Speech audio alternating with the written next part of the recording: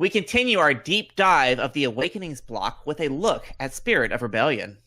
We talk about which cards from this set are seeing the most play and what the game will look forward to without them. We also share our favorites from Spirit of Rebellion and reminisce on the decks that plagued us all. This is episode 104, Spirit of Rebellion in the meta. You have been well trained. No. You don't have to carry a sword to be powerful. I won't fail you. Oh, do not. I'm not afraid. Please don't try.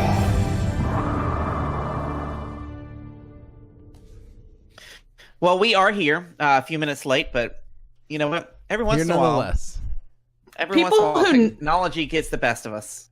People who know me personally would just be like, this is Kim's normal arrival time. That's true. So they'd be like, this is about what time she'd actually get there if she told you that she would be there at 9.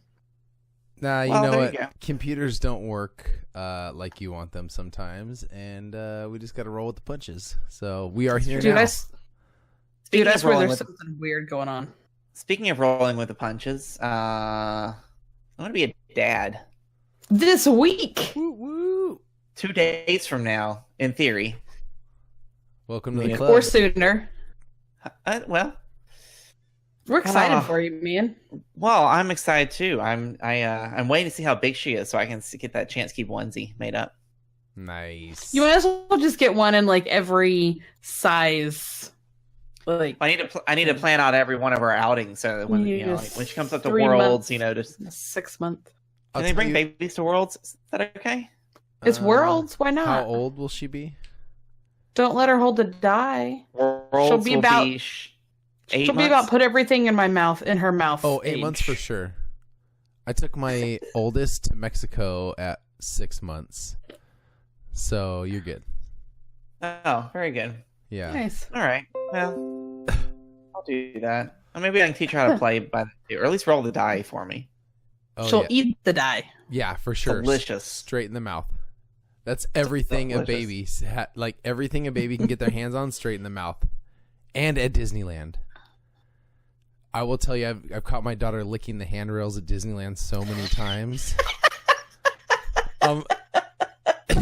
That's fantastic, but I'm sure very accurate. It is. It's the most disturbing thing you've ever seen. And then you watch another kid do it like 5 minutes later. You're like, oh, 5,000 kids do that a day. Great. That's how Disneyland stays so clean. Is Disneyland a cat? Out. Yeah. Maybe. Okay. Secretly a giant cat. Well, let's get back on track here. That's good. Well, we're excited for you, Jason. So, as you will, there might be a different face in that particular box. I don't know which side of me he's on tonight, but he's on your left. I suppose next week we'll give him a pass to miss the show. And the following week there'll be 2 heads here. Little one. Aww. We're gonna have a special. You better bring her on. You better bring her on. I'll bring her on. Sure. Kim, what's new with you in Star Wars? Dude, Solo's out today. I didn't go buy it though, but Solo's out today. I didn't go buy it either. I think I had thought about. The plan was I was going to go buy it, and then I got stuck at work a little bit longer than I wanted to, and I had to get gas, and so Solo got left at Target. I think the Disney Movie Club sending me a copy. I think I'm not sure. I don't even know if I still have a membership. I probably do. That's probably the first time I have not gone on release date. No, that's probably not true. I probably was a little slow on. So maybe not. So this isn't, it's not like I purposely didn't go buy it. I just didn't break my neck. Got it. And Jason and I were chatting beforehand. Like I could have got the digital earlier. Like I think it was out, I don't know, a few days, at least a week or so ago. But I don't dig, I haven't fully committed to digital copies of movies. Like I'll just, oh, well, Jason is so mad at me, he just left. And he's back. I made him so angry, he just left. Is that why you left, Jason? Oh, we cannot hear you. He looks so startled. Now we can I'm good. Sorry. Were you so upset about Solo that you just left? Yes. Wow. All right. But yeah, like I can't commit to the full digital only thing yet. I'm not there. Yeah, no, I understand. But of course, media is changing, right? You know, I have all these CDs that like I put on iTunes, and now I'm not even using iTunes because Amazon Music's got everything I want on it. So I'm like, I don't know. I was so confused with the world. Technology's dying. No, Apple's dying. That's what's happening. That must be it. Slowly but surely. There's a worm in the apple. Amazon and Google will rule the earth shortly. And also, just because, even though I know he doesn't usually watch the show, but happy birthday to my dad. Oh, happy birthday. I got the CD just a smidge today. Daddy Tillman. Daddy Tillman. You just called him Daddy. Just straight Daddy. I know, that was super creepy. I found a really cool picture of me, and I don't remember how old I was, but it's over on my Facebook page, of very young Kim and my dad back when he was a magician. So he's done many things in his life. He's a cool dad. He said many things? Is that what you said? Did you just do a disappearing act? Is that what you just did? No, I did. That's what Jason did. It's like I'm a magician. Wow. So, he supports all my crazy hobbies. What are you up to, Michael? Like the normal stuff. I of course I'm working on some character development stuff for my voiceover work, and what else Very am I exciting. doing? Yeah, I got more work done on my tattoo. I got some more shading done. Ooh. On my elbow here. So yeah, we got that action going on. And Jason and I live vicariously through you. So in your tattoos. Living in a new town means you have to find a new comic book store. And I finally found my new comic book store. It's Atlantis Comics. And yeah, it's in Santa Cruz. It's really awesome. I bought a ton of books. Boy, you did. Yeah. Wow, nice. Yeah, and Jason, you're going to be really stoked off this one. This is an alt cover. Can you guess the artist there? Ooh. No, I can't read that very well. I'm that's sorry. Sergio Aragonés. Uh-huh. That's nice. Yeah, so and it's signed. That's cool. Awesome. Yeah, they had a ton of copies there, and then they had some signed copies too. So I got one of those, and that's Star Wars #2 variant cover. And then, nice. Yeah, and then I got Lando #1, Thrawn #1, and then a bunch of the Star Wars adventure books to read my girls this week on our trip to Disneyland. Yay! We're going for the Mickey's Halloween. That's always so much fun. Yeah, for the third or fourth year in a row. I think the fourth year in a row now. So I've been once my whole life, but whatevs. I'm really stoked for this one. This is the Star Wars Adventures annual for 2018.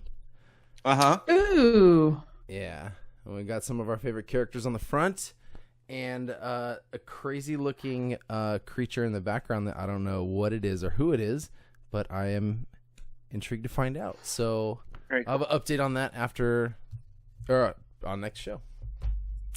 You mentioned the cool art. Have you guys seen? I'm trying to find it really quick, so I apologize that I look somewhat distracted. It's Brian, and I think his last name is Kessinger. So he's done some art for Disney, and the last thing I saw recently was that he was Disney asked him to do it, but he's doing a series called Lil Chewy, and he draws them very Calvin and Hobbes-esque. Oh, cool. That sounds fun. It's for a long time he was doing little Kylos and Reys, which were super adorable. But I believe that's how you Brian Kessinger, Kessinger. So you guys should go check him out. I love his stuff. I don't have a piece yet, but he's been doing all this cute little Chewy stuff I may have to get. Nice. Cool. That sounds really cool. I love that Calvin and Hobbes stuff. That's the comics I grew up on. Yes. See, I was like that too, and it's such a cute style. Like I love it. Yeah. He does a great job. He's got some other really cool original art too, but and then he mashes stuff up occasionally. He'll do he did a Han Solo and an Ariel piece of artwork.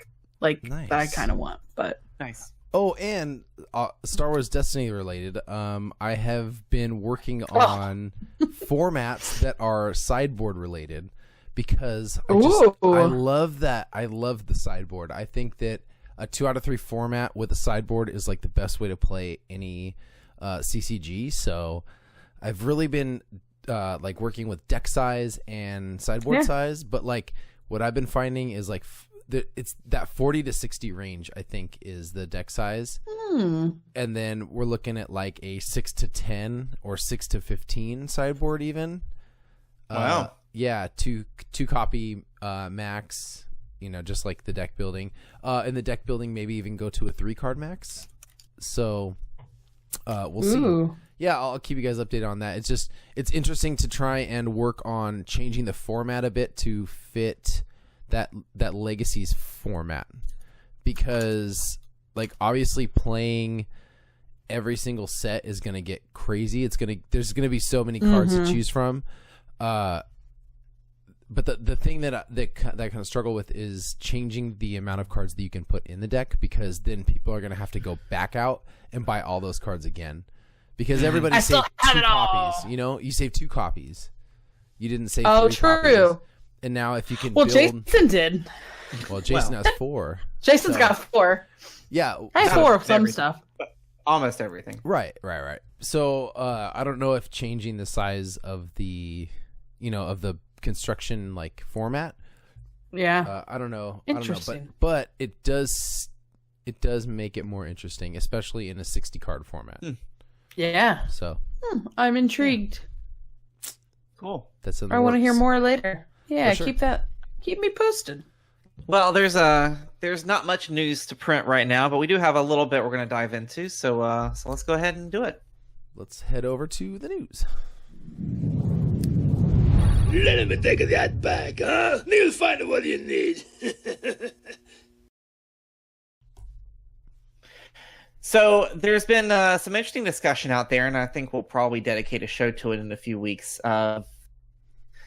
Large events that are driven by the community, right? That's kind of a hot buzz topic right now.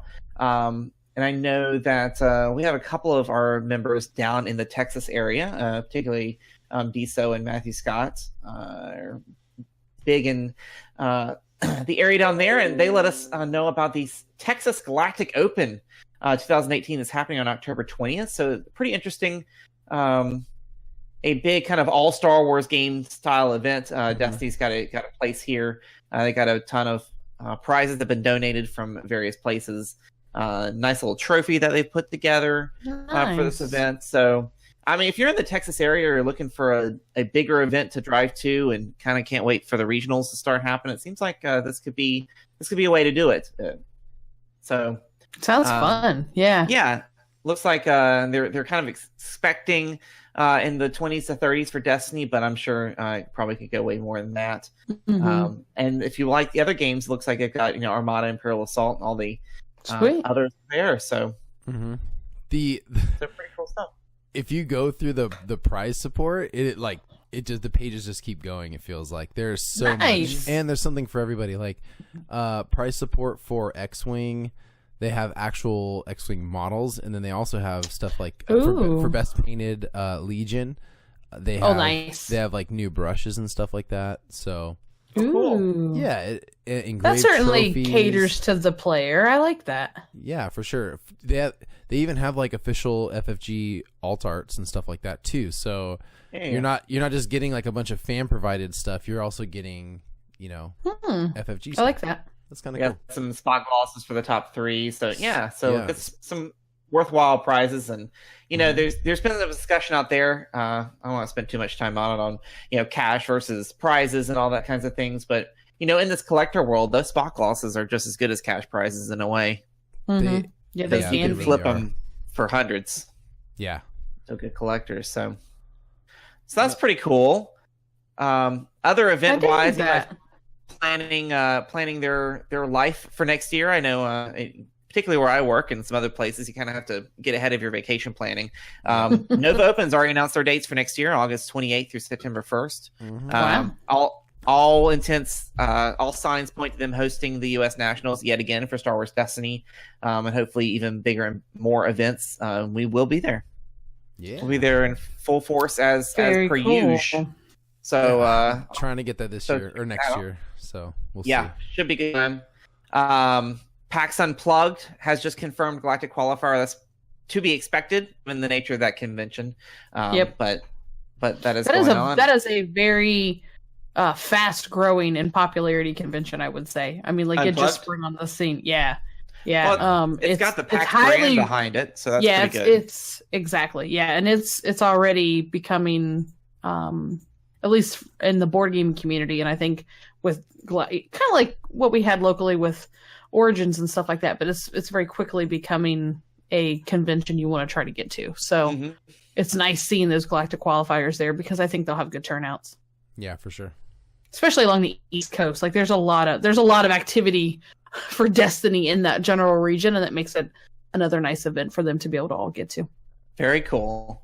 And looking in the chat, it looks like it's like our buddy Monk may be at Nova as well. So ooh, even nice. more reason if you don't want to come see the Chance Cube, which I understand, but like Monk, you gotta come to Nova just to see Monk. Everybody loves Monk. If he comes, we should build him a photo backdrop that he has to stand in front of for a few hours a day. I like that. What is the photo backdrop, though? Oh, I don't know. I'll let him pick it. You can make it green screen and then just make it everything we want. Oh, there you go. That's easy. Amazing. That's pretty easy to do. I even have already made up backdrop thing. Oh, wow. That's exciting. Yeah, if I drive, you already have a photo thing if I drive. Excellent. We're going to make Monk wear like a costume of sorts. Well, I mean, like we'll get him some like cosplay. We'll make him dress up as like Thrawn or something. Monk, and I'll tell you what, Monk, I'll wear my Han Solo cosplay, and I won't leave you alone. Getting back on track. Right. I know I said it last week. Boy, that track. I know this is the off-track show. I was totally wrong last week when I said all the U.S. Nationals footage was on YouTube because it got stuck somewhere in the nether of YouTube. And so way too long to get it fixed. You're not the first person to say that. Like, apparently there was a thing. Like, you're not the first person I've heard say that stuff got caught in YouTube last week. Yeah, it's weird. But it got done. So all the videos from our stream edited down per round are there. So check them out if you want to see what's going on. I know there was quite a few views on the top 8, which is apparently the only one the top cut that was sitting there for like a week that I didn't even realize. But it's there, so enjoy it. And please subscribe. If you can head over to YouTube and subscribe, that'd be super appreciated. Then you'll be the first to know when that kind of stuff like drops. Of all the things we ask you to subscribe to, that's free. So and it doesn't even, we just want people to subscribe to us because we're going to have more cool video content coming out. For sure. You don't want to miss it. Don't want to miss it. So check it out. I'm going to teach the Corgi how to play Destiny. Like, you don't want to miss that. Can your Corgi play Destiny with my daughter? I think we could try. Like, they'd have about the thumb capacity to be able to roll. That'd be such a cute picture, though. Can you imagine? You get your Corgi to sit, and then get Ray to sit across from him, and let's see what we can do. Insta famous. So we're gonna keep up with you, Mike. That's true. I'm not. Yeah, somebody else has to be famous here. I'm definitely not famous. Well, you're closer than we are. All right. So let's go ahead and get into the meat of the discussion. Start talking about the Spirit of Rebellion because that's why all of you are here watching the show live. All 5 of you. 5 people. High five. High five, people. All right, but first, a word from our sponsor. Mike, I just can't seem to get the cards I need in the booster packs I bought. I'm still missing a Mother Talzin, a Darth Maul, and I need some more battle droids. That 5-wide droid deck isn't going to build itself, and I have all these extra Yodas. Seriously, Kim, I told you, check out Armada Games. You can buy and sell Destiny cards on their website, shoparmada.com. It's just a few simple clicks and bam, you are done. I used it just the other day, and now I got 2 Maul Sabers heading my way. Hey, what are you guys talking about? We're in the middle of a break here. Jason, you know how you've got all those extra cards from all those booster boxes you open? Mike says you can sell them online super easy. No way, seriously? How? I've got to make room before this next set comes out. Jason, whether you're new to the game or a seasoned vet, Armada Games has just what you're looking for. You can buy and sell your Destiny singles all from the comfort of your living room. Pre-order the latest sets of boosters and find the droids you are looking for. You can also check out their selection of Destiny accessories, and you'll get free shipping on orders over $75. For an even better deal, be sure to use the coupon code TheChanceCube and receive 5% off your Destiny purchase. Visit their website at shoparmada.com. Armada Games. Get in here and game. But you know what I always say. Speak softly and drive a big tank. We are back to talk about Spirit of Rebellion. The Spirit of Rebellion in the meta. And our favorite cards, and along the way, we'll probably have some PTSD regarding the actual decks that we saw during this time frame that probably squashed the growth of the game for a short period of time, which is unfortunate. Yes. But it did take us a little while to recoup from the wrath of Spirit of Rebellion. First, we're going to talk about our favorite cards from the sets, our favorite cards for various reasons. And Mike Hill, you're up first. He broke the rules and picked 4. He's always breaking the rules. There were no rules, but I'm a rule breaker. What can I say? You know, we'll take it. Mike Hill, what do you got for us? All right. So, Spirit of Rebellion was an interesting time because it was the second set. So it was the first modification to our original deck builds, and it brought a ton to just every faction got something good. I feel like heroes and villains got a bunch of good cards, a bunch of game changers. For me, my favorite picks, first we'll talk about Lightsaber Throw. That was always a great 1-cost card to get 2 damage out. It was a great 2 damage in hand that you could roll out, hit it, play the card, and then resolve the die, and almost always get a kill shot off of it, because 4 damage, second, third turn, it was almost always a kill shot. So great card. I really liked it. Fast hands, playing with Django, you jump pack Django, fast hands. It was a great card to play. I don't know. There's not much to say about that. That's a 0-cost upgrade. It was almost in every yellow deck, I felt like, because obviously neutral card. Yeah, great card. And my least favorite card from SOR, Planetary Uprising. I absolutely hated that card. I just felt like it was played a ton, and you got hit for 2 damage quite often in any quick hero red deck. It was a mean card. You guys got any comments on these 3 before I move to the next slide? Lightsaber Throw I was impressed with, I think, early on, because it was one of those cards that was unexpected damage, right? This game is a back and forth turn game, and you saw damage on the table. You said, okay, I have 1 turn to respond to that, and not even really realizing that 2 damage would come straight from the hand. Not much damage comes from hand anymore, which is interesting that they've kind of gotten away from that as a mechanic. But no, totally. Yeah, Lightsaber Throw was on my list as well, and I agree. Like, I loved that. It was a surprise damage card. Yeah. Like, your opponent didn't see it coming. You could do that on modified, too. So it showed sticks, and it was modified. People would be like, oh, we don't need to worry about that card. And then you're sitting on a Lightsaber Throw. Boom, that's 2 damage that could potentially, kill a character. Great card. And I picked... I picked a 4th card that was like the best, like default battlefield you could pick. Gain a resource. Like, that didn't really hurt anybody, especially back then in that meta. It was you weren't really worried about someone stacking a ton of resources and bringing out a big support like you are now. So for a long time, this was the great default. If you didn't have something that really worked with your deck, you could just boom, moisture farm it and be done with it. Yeah, totally true. I'm glad you picked a battlefield. It's hard to. We often don't think about battlefields, I think, when we build decks. Sometimes we do, and I think we're going to get to a period of the game that we will get that battlefields will be more important. But I still think we default to something that's would be beneficial to yourself, but not detrimental if your opponent ends up claiming more often. Right.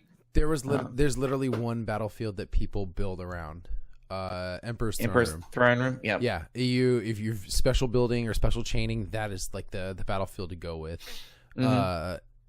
Other than that, you're really just kind of building a deck and then seeing what battlefield fits the puzzle the best, right? Without giving your opponent like an advantage if they start claiming ahead of you. Yeah. So yeah, that's my picks. Good thought. Nice. All right, Kim, over to you. So now I don't have the slide up because I'm conserving internet energy. So you guys have my. FN. You want to start with my best friend FN2199? I'm looking at all you haters out there. He was not that bad. He wasn't that bad. FN2199. He was that bad. I loved this character. From the moment he was spoiled, if you go back and listen to any of those shows, I'm like, I'm building a deck around that guy. And I played the heck out of FN about as long as I could through Spirit of Rebellion. I did not play him as aggressively as some other people did. It wasn't necessarily my play style. So I wasn't constantly overriding by any means, but I enjoyed the ability to do it here and there. Like I didn't go crazy with it, but that guy, hang on, let me pull up his. Not only is the art cool, I mean, come on, but he also paired really well because he had one ranged, one stick, 2 sticks for $1, a shield, and a resource. And then it had that ability that after you play a weapon, you can roll that weapon die, which was amazing. And that's why people abused it. But I think he's still a good character. I honestly do hate to see him roll out because I would like to try to build some more stuff with him, even with his balance of the force and that little... Was he balance? I'm trying to remember. I know that we changed his ability, but did they balance of the force him too? I don't think so. No, his ability got nerfed. His ability got nerfed. I had only with but his ability didn't get nerfed. This card actually caused the core rules to change when it comes to replacing upgrades. Right, that was right. The big influence of FN. You know, he himself was never touched, but everything around him was touched. That's right. It was an errata, not a Not just it was a rule, like, and he wasn't. Rules change, What happened with Ray a lot too? Ray had a lot of weapon overriding too, but FN was what brought me to play. Here you go, Mike. FN is what brought me to play villain cards. Like I was the dark side. I was in at that point because I don't know what it was, man. I was just, and I played him. I didn't play him probably with the best matchup, but I played him and Baby Vader for a really long time, and it's still probably my favorite deck that I've played. Nice. So I have an FN crush, I guess, but whatevs. FN was such a mean character to have to deal with. He's strong as all get out, 11 health. That just took a ton to chew through, especially with the few shields that you would get back in these sets. You would just always stack them on FN. And his ability was crazy. Yeah, great character. He's my boy. My boy. Yeah, and I know you talked about lightsaber throws, so I won't go into a lot of detail on that one, but everything that you said is exactly what made it a card that I liked too. Is having those sticks showing. I had that in my FN deck because I had him with Baby Vader, so I played the heck out of a 1-cost card for 2 damage, like any day of the week. Any day of the week, I'll take that.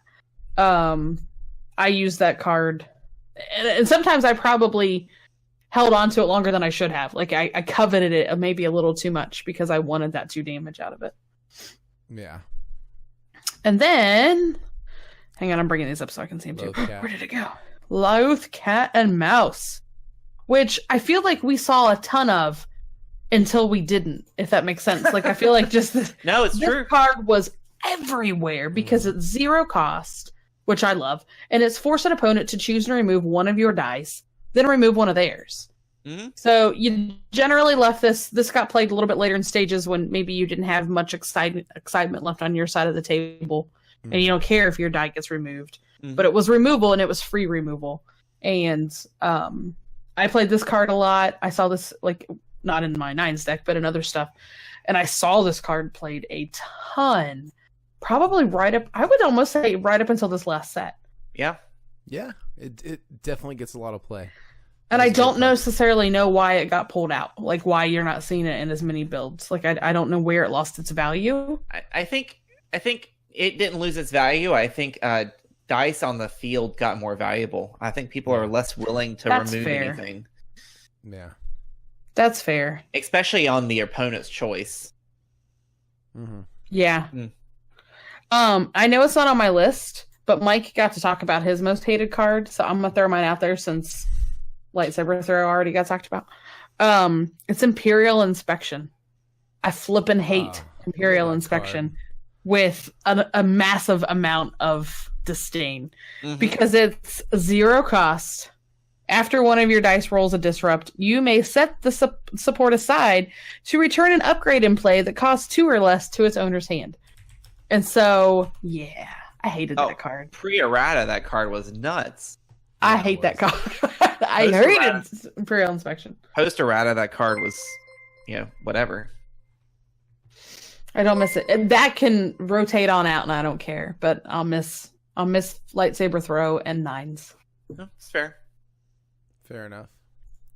Jason, what about you, buddy? I know who you love. Oh yeah, of course you know who I love. Thanks for the follow. Of course, from a character perspective, Palpatine. Shout out to Monk who played Palpatine till the better end. Excellent character from the set. Surprising that he did so well. He did so well to everybody's kind of surprise. Until people realize how to play against him. Palpatine with some Force Lightning and some Sith Holocrons early on was a killer deck. This is the character that brought me to a top 4 at a fairly large store championship, which was really a lot of fun to go through and play this way. And then just having dice resolved and do immediate damage. That's ridiculous. Kind of our first look at kind of indirect damage, right? Mm-hmm. Right. So, interesting. I mean, Palpatine doesn't see much play anymore. Like I said, Monk continued to play Palpatine up until the bitter end, and maybe continues to do so. Store champ with Palp right here. I Yeah. As long as That's I could. right. I had to. I loved playing Palp. He was such a mean character, and it was 15 damage was 15 damage plus all those shields. Like you would always take 2 shields when you hit it. Like you would take any side Palpatine rolled. It didn't matter, unless it was the blank, obviously. Right. But you took every single side, really, every time. And once he was 3 stacked, plus a Force Illusion, you were not looking forward to facing a strong Palp. And especially a strong player of Palp, like Monk. Mm-hmm. There's so much control available then, too. Like, he could take every one of your good damage die off the table. Mm-hmm. Yeah. And I felt like it was so frustrating. Like Jason said, first turn 2 holocrons, and a Force Illusion, you're not happy. Right. That's a mean Palpatine. And again, you're never pitching to reroll, so you can stack with those with removal, and you just have your guaranteed upgrades. And when you rise again, you're getting one of those upgrades that you may have pitched to reroll. Said you were looking for that 3 range to get that kill shot. So anything you did with Palp, it was a good decision. It was while he was tough to play, there was always good decisions to be made. Unless you got bad rolls and bad draws, he was gonna control a ton. There's a reason he's Daddy Palp. He did it. Yeah. He at 28, it didn't even matter. You didn't hit 30, it didn't matter. You were still doing work, and you were always competitive. I loved Palp for sure. Agreed. You did well with him too, right, Jace? Didn't you? Yes. Yeah. He did the top 4 for a store champ for me locally. Mm-hmm. I played him for a while. I think no, he may have been in my win at a local event too. Back when I was actually halfway decent at this game from a competitive standpoint. I was best with Baby Vader and 9s too, so I feel you. My next card is Bait and Switch. It's a good one. This was one that surprised me in this particular meta, because this is another chance where it's you see a resource side and you're not you don't feel threatened. and then this card comes out, right? It's almost as good as lightsaber throwing away, right? Flip that resource to, whatever killer side is on that die, play it with them, or a Sing. Anybody who's got Django, any of those great yellow characters. Yeah. It was just a card I was surprised about a lot early on. And then you're like, okay, well, there's bait and switch. Roll out a resource, now you know you're dead. Then every baller deck, it was seeing it. Like, just every yellow deck was for sure playing a bait and switch because, nasty. Yeah. And last thing I chose C-3PO, which was a card. It took us a long time. C-3PO didn't really come into his own until Empire at War, I don't think. I agree. Yeah. It took a long time for people to realize how he can well be played, best used, and then the difference between resolve. There was a big confusion early on. Was Kate, when you use his action, does that mean change a side that's on the die or any die side? I think it's the first time we really said any die side possible, and that was pretty impressive with C-3PO and kind of one of the early resource generators, one of the early focus generators, and he became more useful in that respect, more than any of his sides ever did. Yeah, for sure. It was it was just hurry up and roll it out type die. Right. Oh yeah. You just needed to get it on the field and hope it didn't get removed. And it was a great card to bait removal because you didn't ever want someone to do the C-3PO action to like gain 3 resources or something like that to have a big game swing. So yeah, great picks, Jason. I really like all your cards that you picked. Thanks. You know what's really funny about all these picks? None of these cards were represented in the top 32 at U.S. Nationals. Wow. Well, besides C-3PO, Bait and Switch 2 is 0 cost. That's surprising that those 2 cards. Hero Red Vehicle, is it? Like it? Yeah, it still does work. That's interesting. Very interesting. So that being said, let's go into nerdy stats time for this particular nerdy stats time. I feel like you should have said that differently. Nerd alert! Nerd alert! So there were taking a look at the top 32 decks at the U.S. National Championship. There were 30 different cards from Spirit of Rebellion represented in this particular meta, these 32 decks. Of those 30 cards, there was 1 character, 2 battlefields, 16 events, 2 supports, and 9 upgrades. So this is close to the same number we saw of Awakenings. Awakenings saw 32 different cards. Spirit saw 30 different cards. Unlike Awakening, Spirit was slightly less represented in that 14.5% of all draw decks contain Spirit of Rebellion cards. So you take all the cards from all the draw decks, 14.5% of those cards were from this particular set. So as we did last week, we'll just kind of quickly go through the cards that were found in the top 32 decks at U.S. Nationals and talk about them briefly as they fit within the current meta as such. So going to the one character that was represented was in the lovely Obi Maz deck. Maz Kanata came back. No one likes Maz. I'm actually surprised that freaking Maz. I'm actually surprised, given her cost, that we don't see a whole lot more of her because her action economy is quite nice. She could go away too. I'm not gonna lie. Really? Yeah. Okay. I never played Maz on a deck. She makes me angry. I shall not play a Maz deck. You shall not. We took a vow. Real it's quick, kind of like the Girl Scouts. 14% is pretty good. It's like equally it's like a good representation of the 6 sets we have. The math almost works out that it's showing its percentage of the 6 sets, which is pretty interesting. Anyways, another woo nerd alert. Fact. I was like, good lord. I think I don't know. Maz, of course, had her early heyday with Po Maz, which is the first deck to destroy Spirit of Rebellion meta. The second of which being the Rainbow 9 stack. Yep. But man, no, it's interesting that Maz hasn't seen as much play. Of course, she came back with Obi Maz recently in both Legacies and Spirit of, and oh god, what are we in right now? Way of the Force. Watuf. Anyways, moving on to Battlefields, we saw a couple copies of War Torn Streets of Jeddah and a couple copies of Docking Bay out there. It's so weird. War Torn Streets, obviously, from the mill perspective, a lot of the mill players play discard a random card from opponent's hand. That makes sense. That of all the mill things, discarding cards from a hand is a little bit more challenging to accomplish consistently versus off the top of a deck. Mm-hmm. Docking Bay feels like a meta call to prevent mill.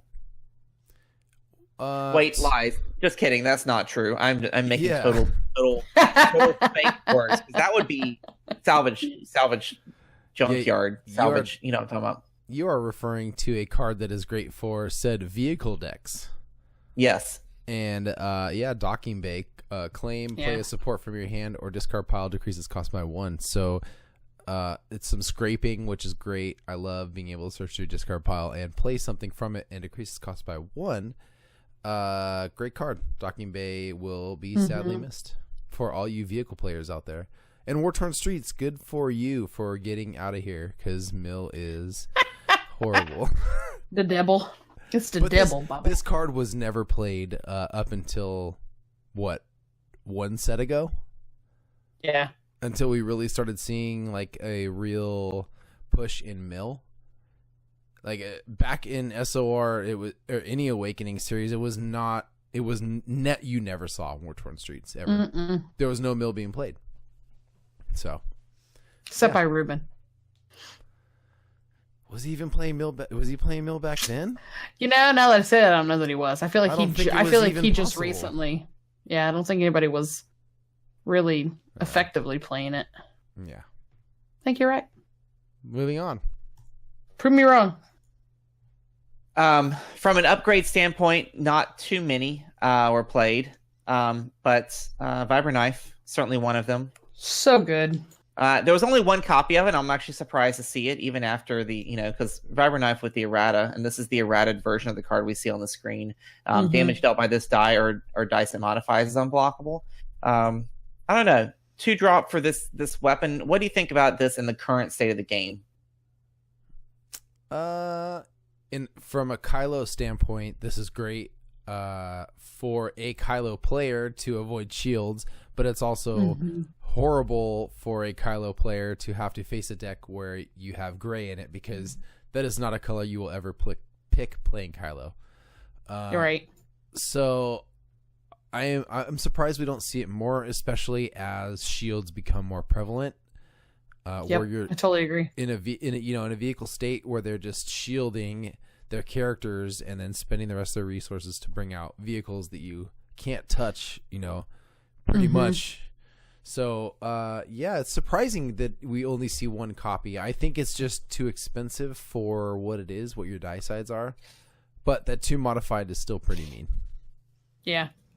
Yep, I totally agree with you, Mike.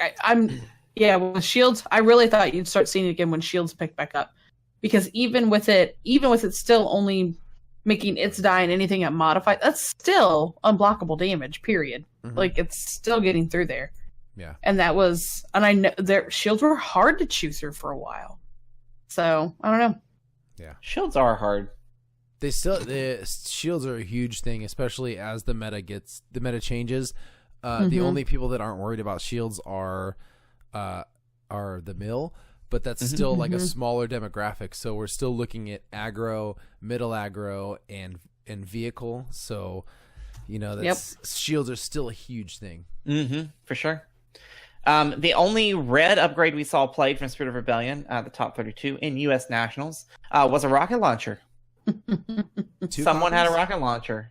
Someone had 2 copies of a rocket launcher. 3 resource upgrade.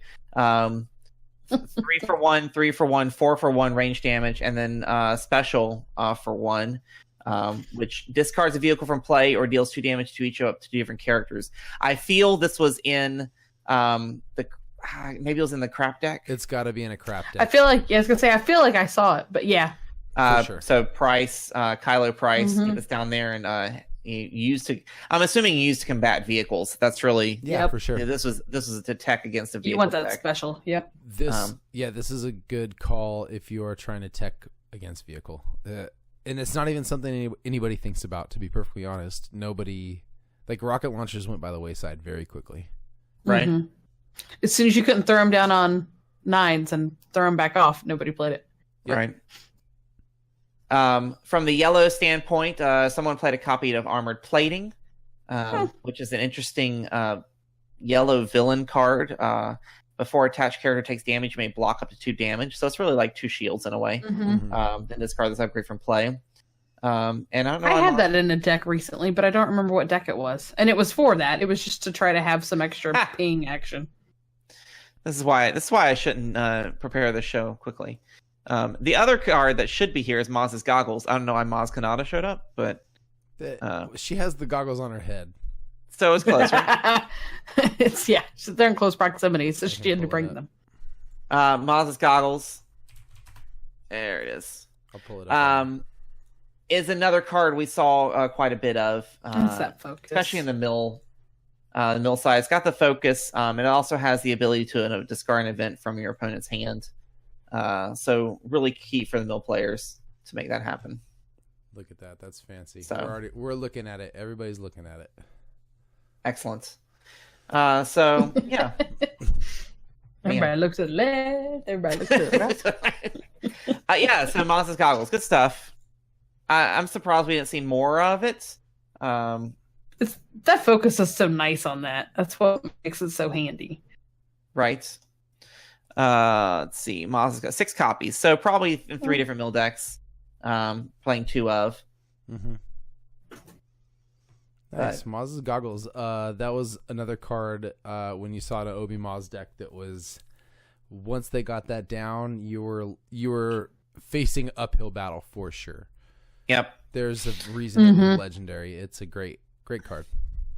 Now, what Spirit of Rebellion did bring us was a slew of amazing blue upgrades. And some of those are making a new splash now in the meta. Some of them, were really important back in the day. But one of which being handcrafted light bow, we're seeing that quite a bit in the Yoda Hondo decks and these special decks. There's only 1 copy in play at Worlds this year. I think it was the Obi Maz deck. Or Luke. Was there Luke Ray? May have been Luke Ray. Maybe Obi Maz. I don't know. Anyways, only 1 copy. Great. One of those. Interesting. I mean, the mixed damage, I think, is a turn off for this card. Yep. But the specials are great. Yeah. Remove all shields and then deal 2 damage is awesome, especially if they're shielded up. Yep. Yeah. A 5 damage swing is huge. This was always facing heroes.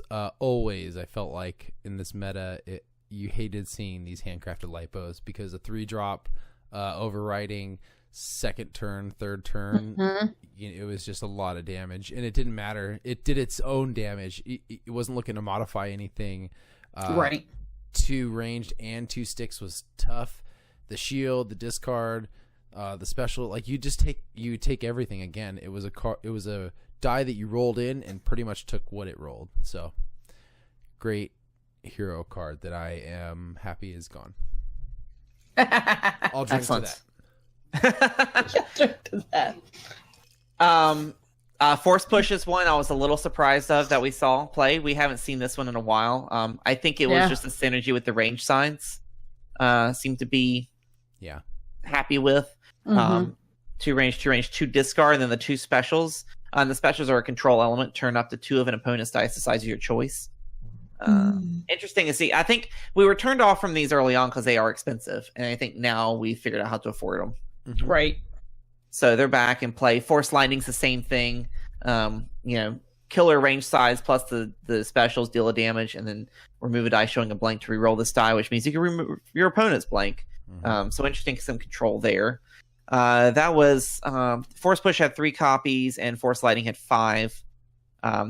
Now, of course, the 2 big blue upgrades and the most played cards in this particular event.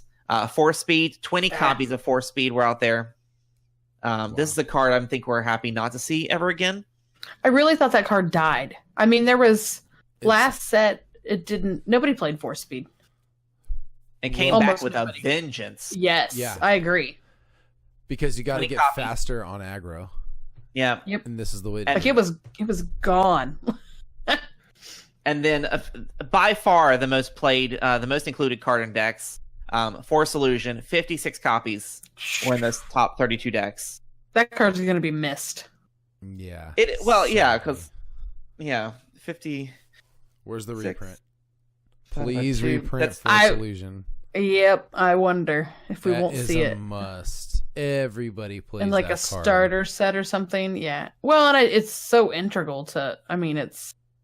Yeah. Mhm. Can't even, that's 56. That means there were only 4 decks that likely did not include Force Illusion. Wow. Ridiculous. Wow. A neutral, blue. And most everybody had some sort of blue in their teams. Force is represented for sure. Yep. Yep.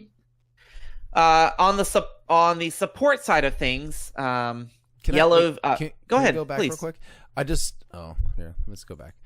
I just wanted to say something real quick about Force Push, Force Lightning, Force Speed, and Force Illusion. We already talked about it a little bit before, but again, those were all cards that made Palpatine great.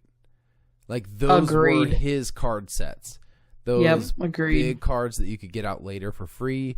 You could use them for discards, or he could almost always afford these big drops. So, just great cards. They will be sadly missed. Again, they never really did well with any other blue because they were ranged. They weren't sticks. So you saw them very specifically in those Palpatine decks. But now that you have like blue vehicles or blue decks that can play vehicles, these cards are, meshing well, and they will definitely be sadly missed.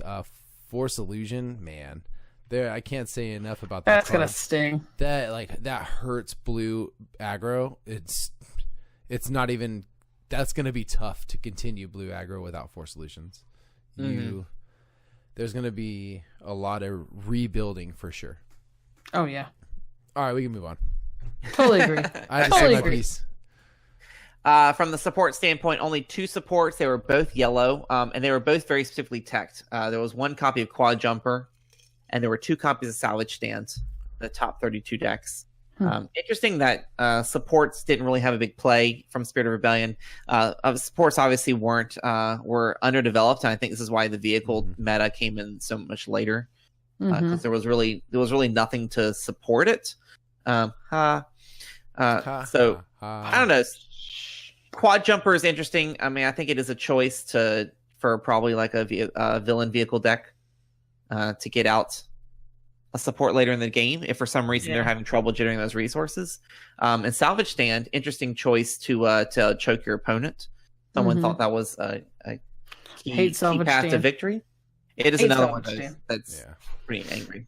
We gushed over Quad Jumper. That card was like overriding supports. That was unheard of. That's a crazy action. And it had good die sides. 2 shield, resource, and 2. Excuse me, and 2 focus. Like that's crazy. Good support. The only problem was in that meta, 3 resources was kind of a bit. So, but now 3 resources is nothing for a vehicle deck. Like you're first turning this out for sure. Getting some focus, getting some resources, and then overriding it. Probably still first turn for something even better. So, that's a great card.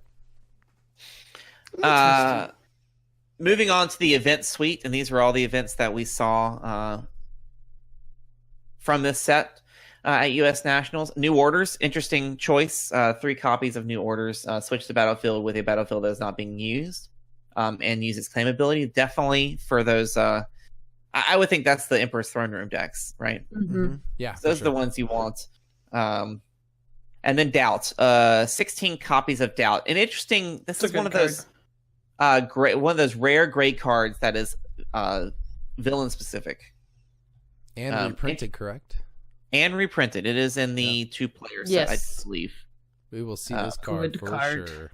So Doubt is not going anywhere. From a rotation standpoint. So I don't know. I'm surprised New Orders was played. Doubt, I'm not surprised at all. Although I still think Doubt's risky.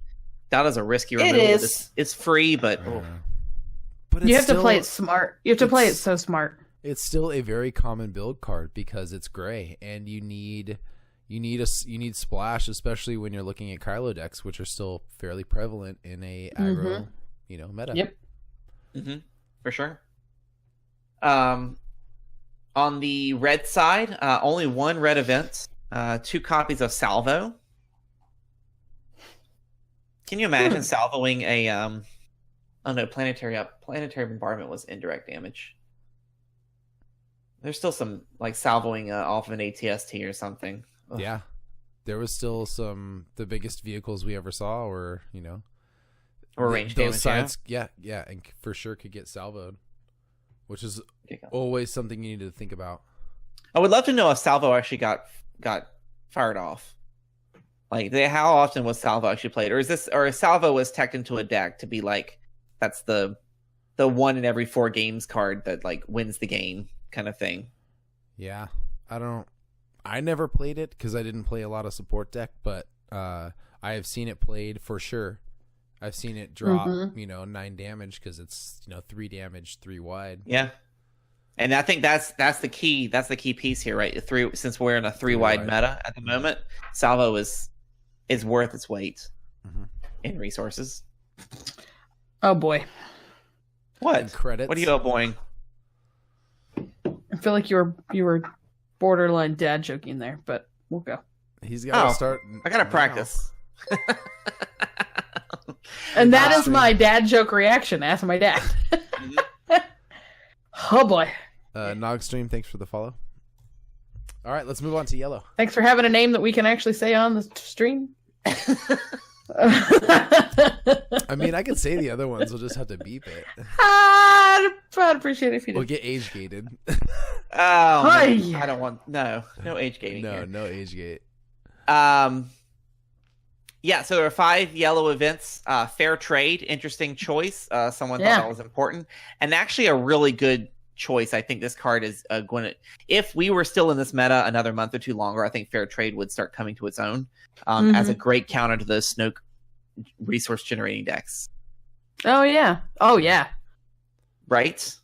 Yeah. I mean, can you imagine? Oh, you have 8 resource serve there. You're going to play. No, I'm just kidding. We'll swap. Bring him on over here. I'll take your 8. Yeah. You can have my 2. It's all good. Yeah. I'm surprised that didn't. It's almost like we kind of forgot about it. You know what I mean? Like fair trade. I think we kind of forgot about a lot of stuff. Well, it was an Unkar card. Too big. It was. And then once we stopped seeing Unkar, we stopped seeing fair trade. Yep. Is what I feel like. Yep. Mm-hmm. But now, for sure, like you stack in those resources to get a big support out, and you just boom fair trade it. That would work great.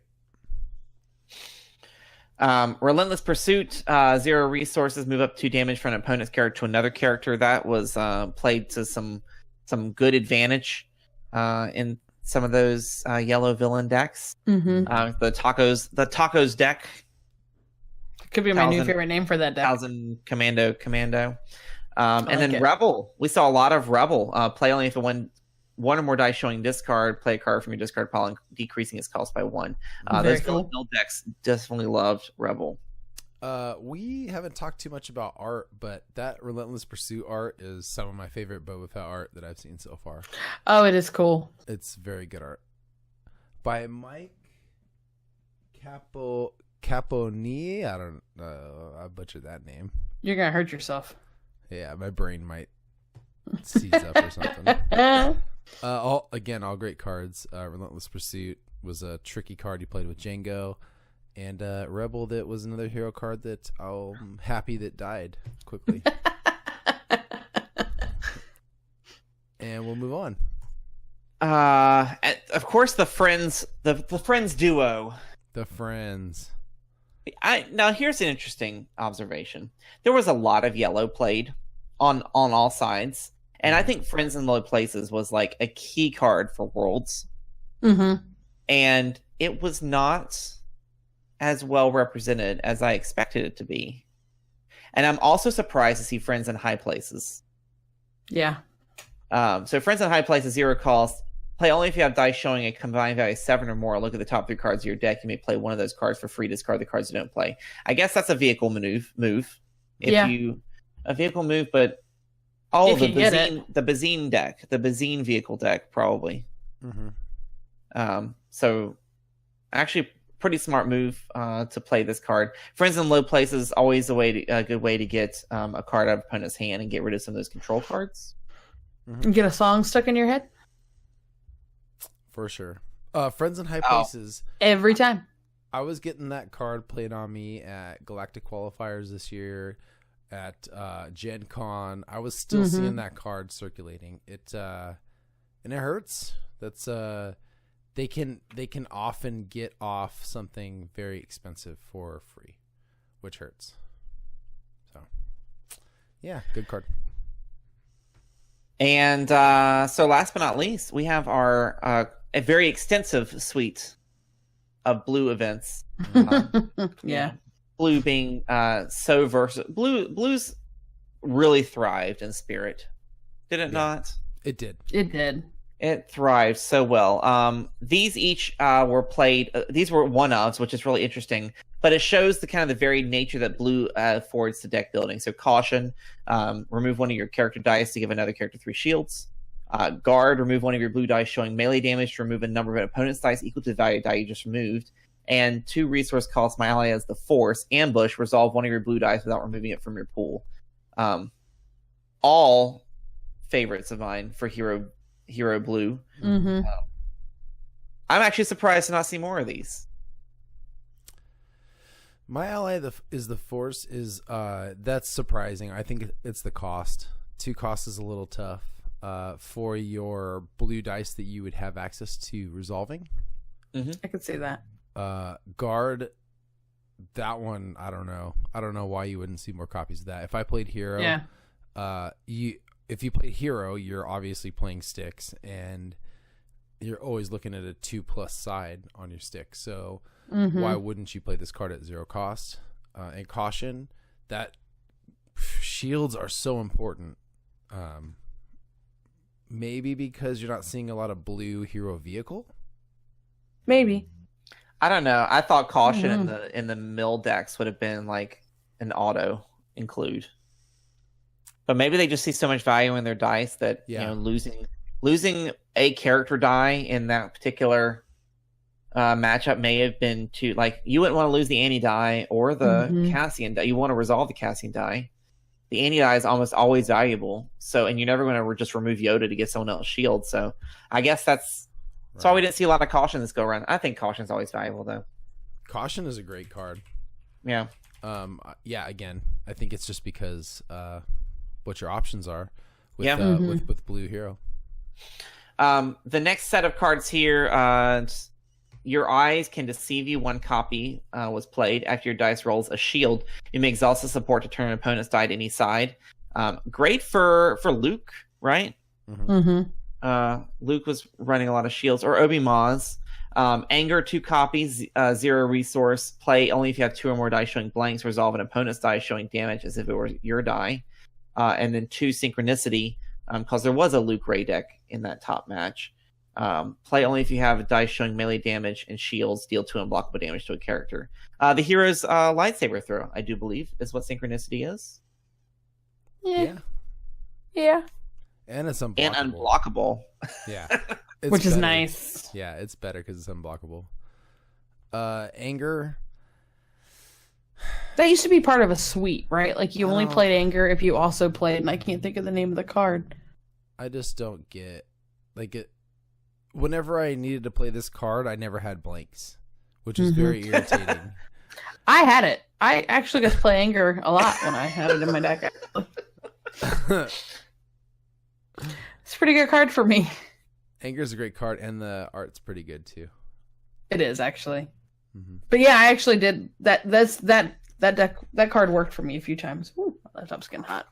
Yeah. Your eyes can deceive you actually surprised me, but you know, I understand. I did like these suite of cards that were like, if you roll this, then make this thing happen. It was our first real look at I don't know, kind of the interrupt style of play. We're seeing more of now in a different format with supports. You play it down when something happens and you do something.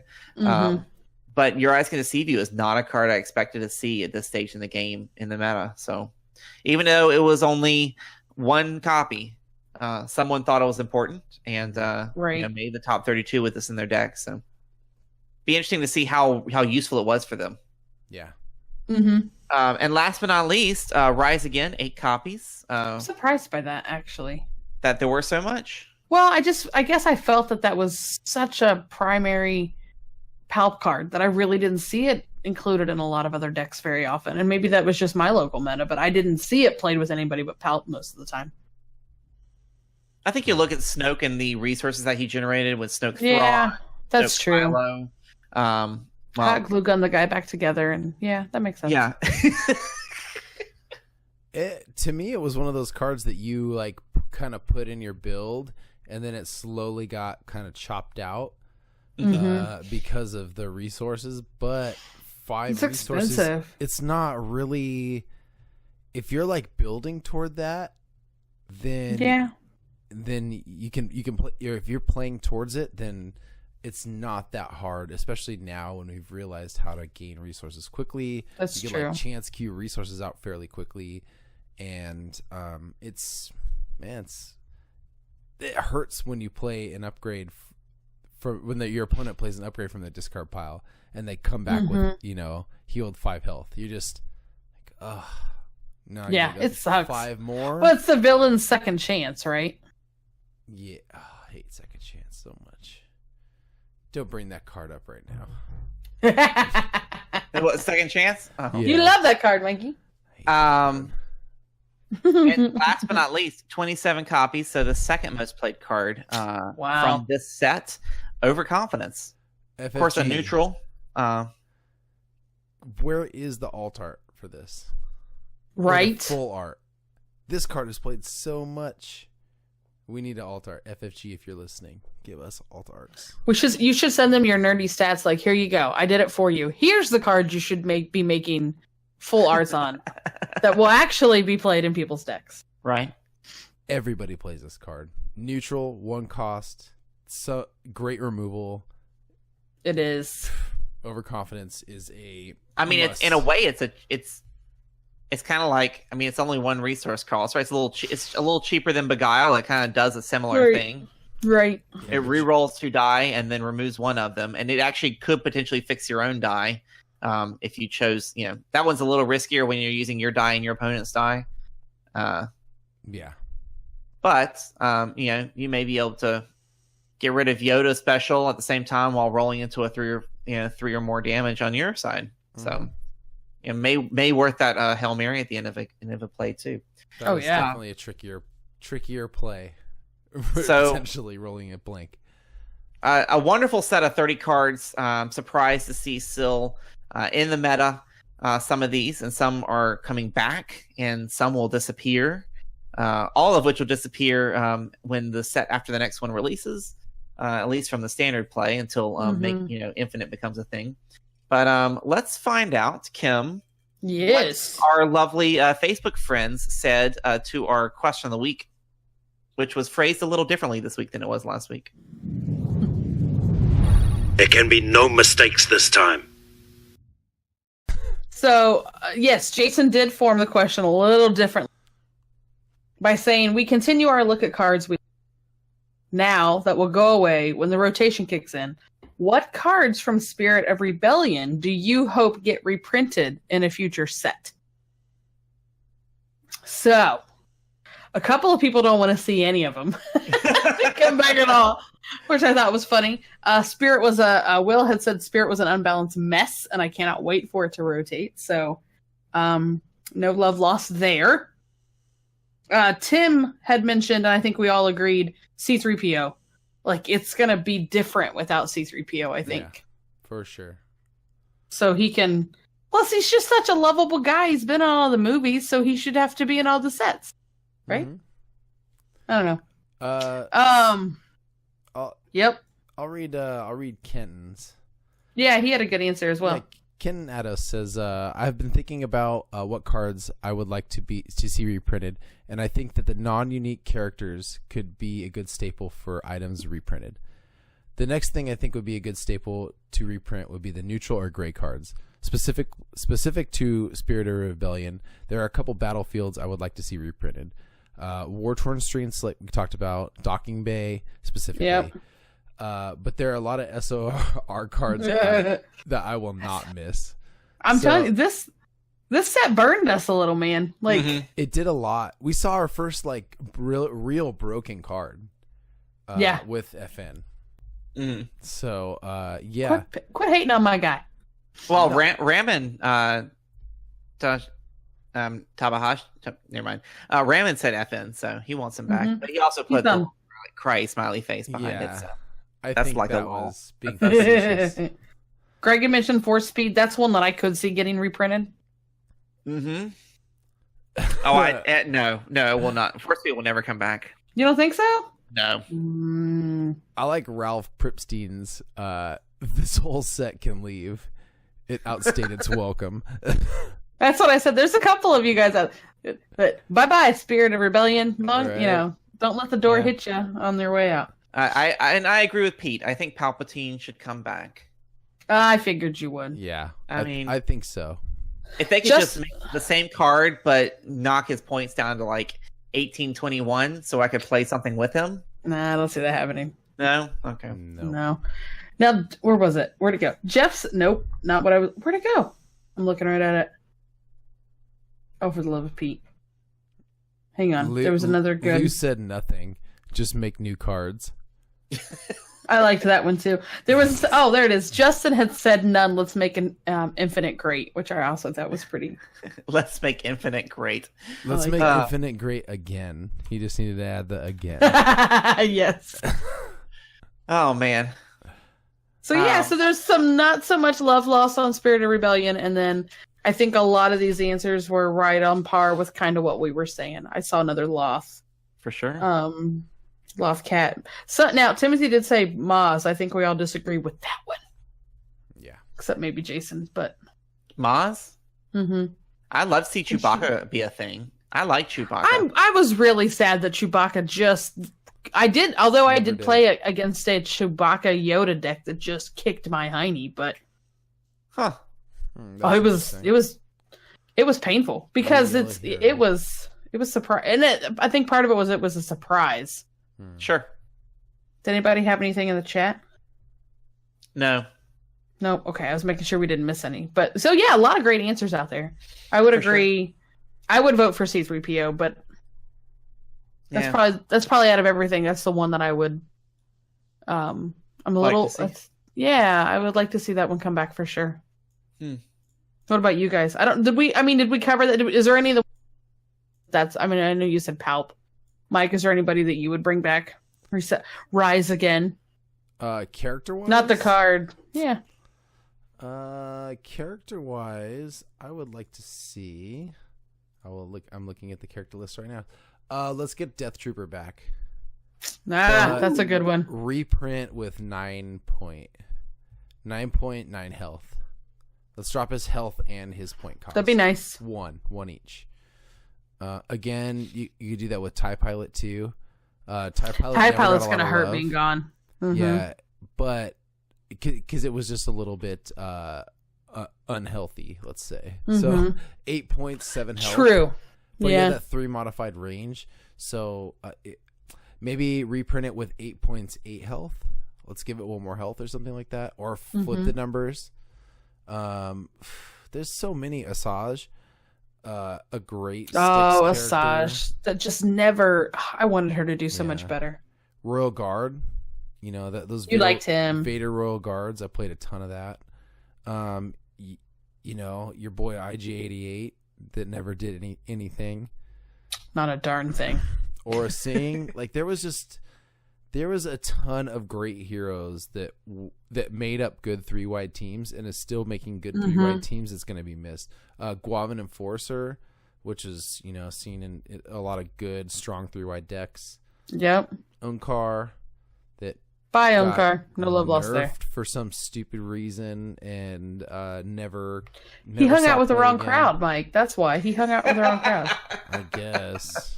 Lesson, children. Be careful who you hang around with. Guilty by association. Yeah, You'll get nerfed. that's pretty much it for the characters, I would say. Like, there was so many good characters in this set. There were.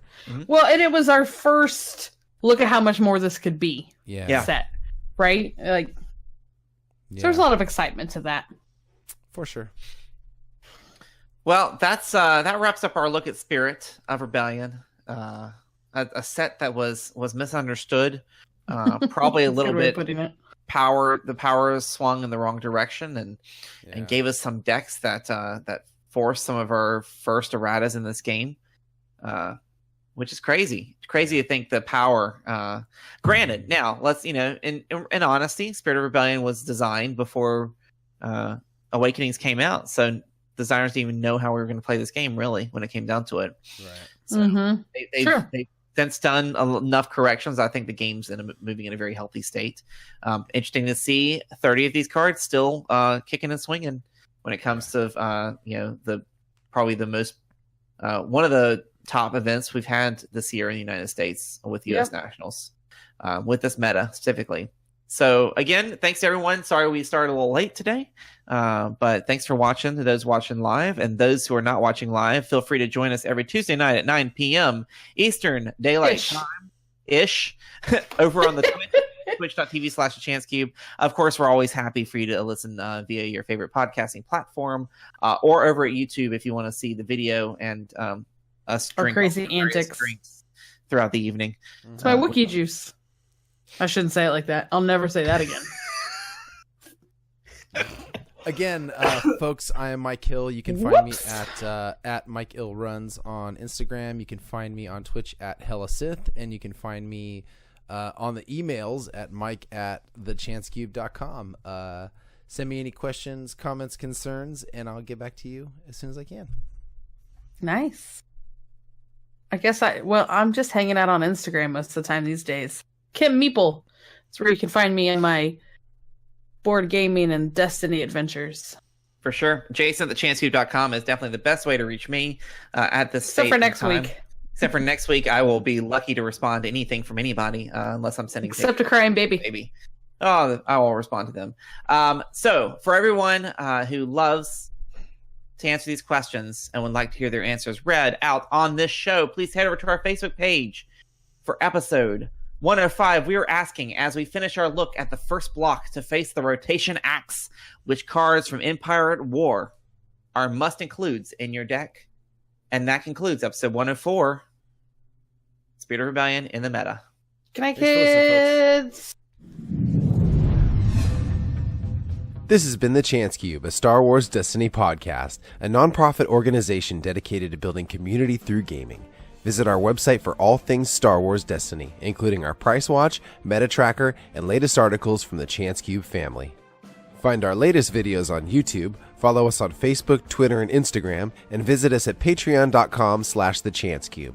Your patronage allows us to grow this program and help us give back to the gaming community by sponsoring events, giveaways, and supporting our own community building initiatives. This is Mike Hill, the voice of the Chance Cube. Thanks for listening.